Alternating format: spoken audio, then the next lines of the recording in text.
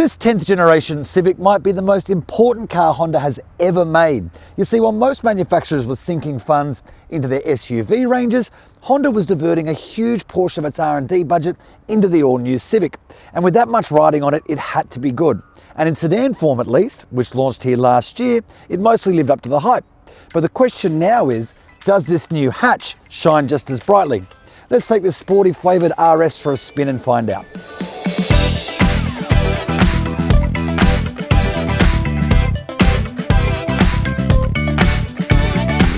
Thanks to what Honda refers to as its One Civic philosophy, this new hatch lineup perfectly mirrors the sedan range that was launched here last year, with the only major change being the ring-burning Type R, which will be hatch only when it arrives towards the end of 2017.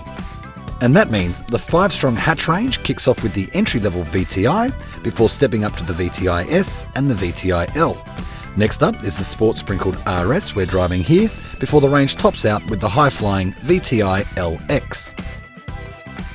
Now, if you're familiar with the sedan styling, none of this is going to come as too much of a surprise, but suffice to say, it's still as understated as a snakeskin suit and as busy as Times Square on a weekend, but there are plenty who love the way these look. Now, we've got the RS version, which adds LED headlights and fog lights, along with these cool 17-inch alloy sport wheels and all sorts of skirting and spoiler goodness. Around the back, there's a bright red RS badge stamped on the boot, and these 2 chrome tips and centralised exhaust. The only downside with this view, however, is it does paint a picture of true sportiness that the engine doesn't quite live up to.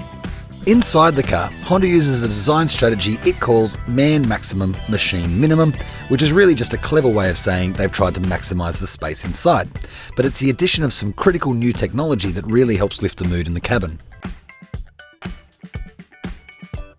Now step inside and you'll find a well put together, if not life-changing interior, but it does feel very tech-savvy, compliments of this big center digital screen and this 7-inch touchscreen that's now both Apple CarPlay and Android Auto equipped.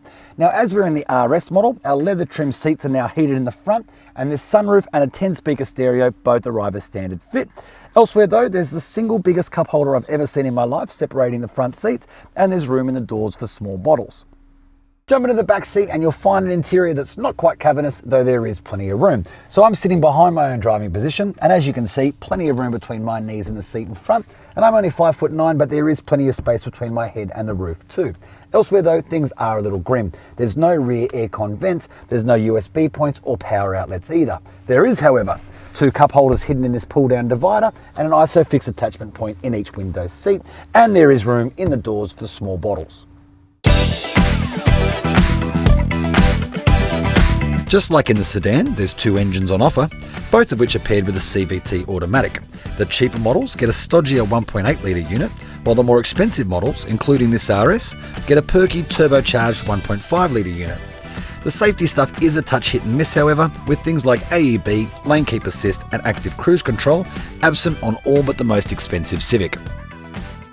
Now we're in the RS version, which gets the pick of the current crop of engines, a 1.5-litre turbocharged VTEC unit, good for 127 kilowatts and 220 newton meters, and that's paired with a CVT automatic transmission, which can be awfully loud when you really plant your foot.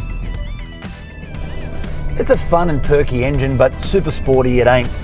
We've spent limited time behind the wheel of the RS, but we get the feeling that if it's true performance you hunger for, you might be better off waiting for the Type R. But put that sporty stuff to the side for a second, and at first glance at least, it does feel both engaged and engaging, a little bit like its sedan sibling. And that's something that's been missing from the Honda portfolio for quite some time. Besides, we spend so much time driving SUVs these days, I'd forgotten how great it is to actually sink into a cabin and feel like you're sitting in a car rather than on top of it. But all of that being said, this has been something of a speed date with this car, so we'll wait till we spend more time with it before we make any kind of definitive verdict, but on absolute first impressions, we like what we see.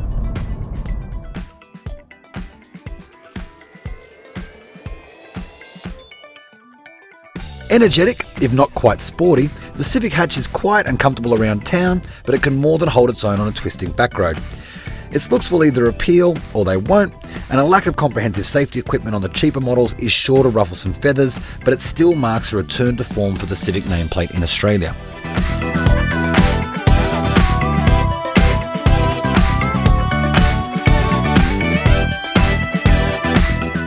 To read the full review, click here, And don't forget to subscribe to stay on top of all our latest videos.